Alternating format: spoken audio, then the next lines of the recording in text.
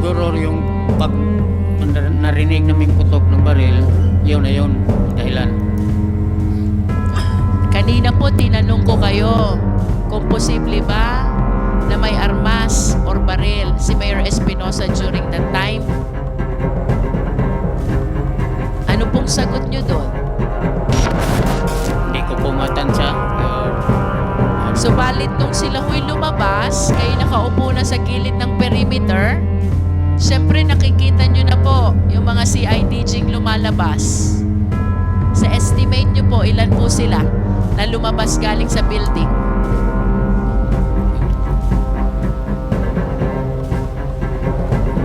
Medyo marami din. Lampas ho ba ng 10? Ano pong kaugnayan ninyo dito sa pangyayari? Kaugnay ng pagkamatay ni Mayor Espinosa sa loob ng Baybay Jail Facility noong November 5, 2016. Katabi po kami ng silda ni Mayor. Nalalaman niyo ho ba kung anong pangyayari sa loob habang kayo nakaupo doon sa malapit sa perimeter? Hindi po, kasi nasa labas lang po kami nakaluhod. Kailan niyo lamang po nalaman yung pangyayari sa loob ng selda ni Mayor Espinosa? Nang may inilabas na pong cadaver bag, Anong oras po nilabas yung cadaver bag? mga alas 8 siguro to. 8 a.m. Nalaman niyo po ba kaagad kung sino yung nasa cadaver bag? Yung unang cadaver bag na linabas po nila, nalaman namin na si Mayor yun dahil yung mga niya, kapamilya, nandoon na sa labas, nag-iiyakan. Ilan po bang cadaver bag itong tinutukoy nyo? 2. Sino naman po yung nasa pangalawang cadaver bag? Nalaman din po namin na si Raul Yap yun. At paano nyo po nalamang si Raul Yap yun? Mga sabi-sabi ng sa mga kasamaan din namin, ang mga bilanggo doon. Sabi nyo po kanina si Mayor Espinosa ay mag-isa lamang sa kanyang selda. Totoo po yun, Mr. Chair. Nasaan pong selda naroroon si Raul Yap? Nasa Silda City po, Mr. Gaano po ba kalayo ang selda ni Mayor Espinosa sa selda ni Raul Yap?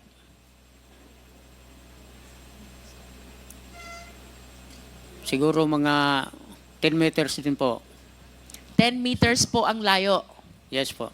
Mayroon ho bang mga seldang nasa pagitan ng selda ni Mayor Espinosa at ni Raul Yap? Yes, Madam Chair. Ilang selda po ang nasa pagitan nila?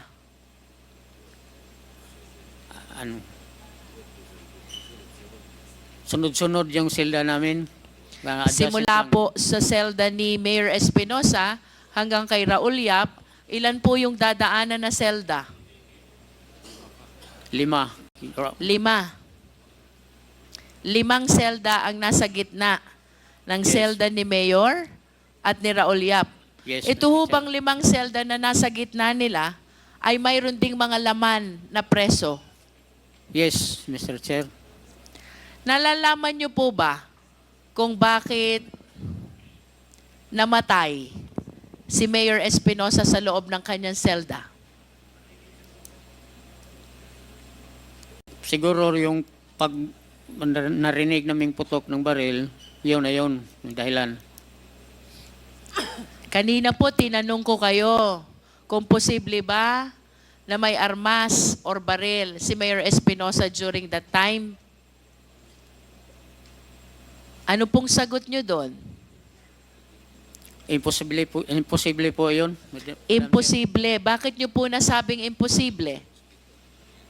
Kasi naggalugad po kami prior to the death of Mayor Espinosa. Kailan po kayo naggalugad bago itong pangyayari ng November 5, 2016?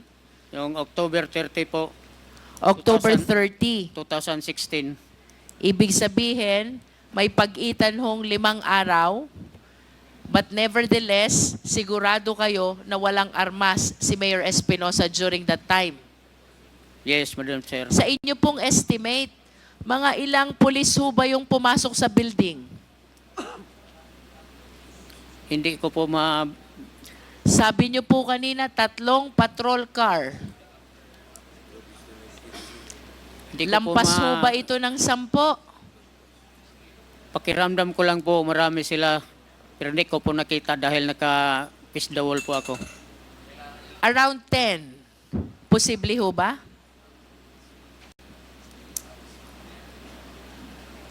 Hindi ko po matansya. Your Honor. Subalit nung sila ho'y lumabas, kayo nakaupo na sa gilid ng perimeter, syempre nakikita nyo na po yung mga CIDGing lumalabas. Sa estimate nyo po, ilan po sila na lumabas galing sa building?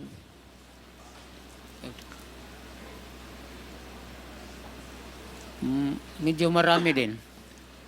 Lampas ho ba ng 10? Siguro. Posibleng lampas Posible. ng 10. Posible ho kaya yung sinasabi ni Colonel Marcos na nanlaban si Mayor Espinosa sa mga CIDG? Hindi ko po alam yun. Dahil nasa labas lang po ako. Pero sinabi niyo po kanina, sigurado kayong walang armas at mag-isa lang si Mayor Espinosa. Yes. Sa sitwasyon ho bang yun, sa tingin niyo may kakayanang manlaban si Mayor Espinosa? Wala. Ang pulis ay lampas ng 10. Si Mayor walang baril. Tapos mag-isa lang sa selda. May kakayanan ho bang manlaban si Mayor Espinosa sa sitwasyon na yon? Palagay ko wala. Walang kakayanan manlaban. Nalalaman niyo po ba ang dahilan kung bakit nila pinatay si Mayor Espinosa?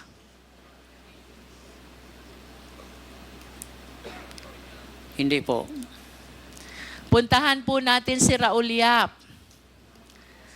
Ang layo po ng selda niya mula sa selda ni Mayor Espinosa. Bakit po kaya si Raul Yap ay pinatay din nung gabing yon, umaga na yon? Hindi ko rin po alam.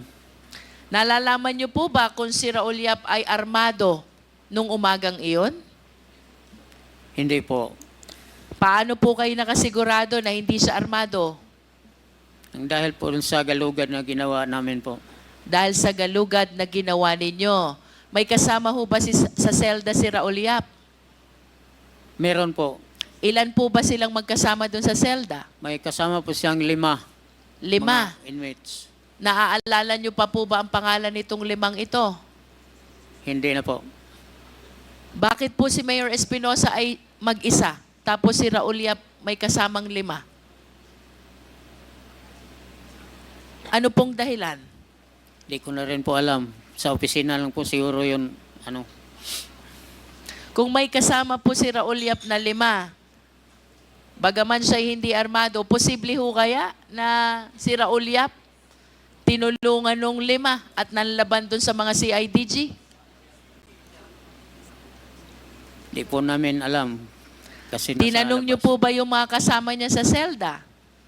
Dun sa naging pangyayari sa loob ng selda kay Raul Yap? Hindi rin po. Magkakilala po ba si Mayor Espinosa at si Raul Yap? Posible yun. Your Honor. Sa inyo pong pagkakaalam, ay ano ho bang relasyon? Magkamag-anak ba? Malapit ba itong si Mayor Espinosa at si Raul Yap? Hindi ko po alam. Medyo nakakapagtaka ho dahil may pag-itang mga selda, nilampasan yung 5, tapos ayon sa inyo, dun sa dulo, pinatay si Raul Yap. Ano ho kayang paliwanag doon? Hindi ko po maipaliwanag, Mr. Chair. Kayo po ba'y naniniwala na itong mga CIDGing ito ang pumatay kay Mayor Espinosa at kay Raul Yap?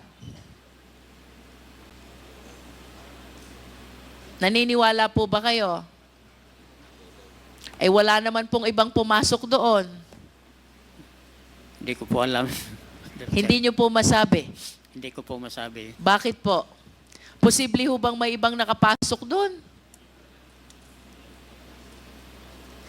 Siguro po sila. Siyempre, makikita nyo po mula doon sa gate habang kayo naka-face the wall, at least mararamdaman nyo kung may iba pang pumasok. Meron ho ba? Bukod dito sa mga CIDG binabanggit nyo. Hindi ko alam kasi naka-face the wall po ako.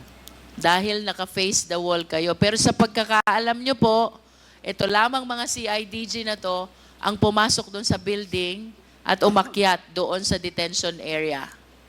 Posible po, Mr. Thank you po, Mr. Retana. I wish to raise questions to Dondon Palermo. Please identify yourself. Ano po ang buo at totoong pangalan ninyo? Magandang gabi po, Mr. Chair, at sa lahat ng membro ng squad. O, Ako pwede pa- mo lang ilapit ng konti sa mikropono para marinig ka ng sambayan na. Sa lahat ng membro ng quad, ako po si Donald alias Dondon Palermo.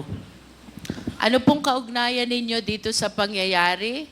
Kaugnay ng pagkamatay ni Mayor Espinosa sa loob ng Baybay Jail Facility noong November 5, 2016. Magkatabi po kami ng silda ni Mayor. Magkatabi kayo ng selda. At habang nandun ka sa selda mo, mayroon bang sinabi sa'yo si Mayor Espinosa? Wala po. Yun bang pwesto ng selda nyo? Ay may pagkakataon ba kayong magkita, makita ang isa't isa at makapag-usap? Opo. Pag sinabi mo bang magkatabi, anong nasa pagitan ng selda ni Mayor at ng selda mo? Dingding ng silda namin. Ding-ding. So mula sa selda mo, makikita mo ba kung anong nangyayari kay Mayor Espinosa?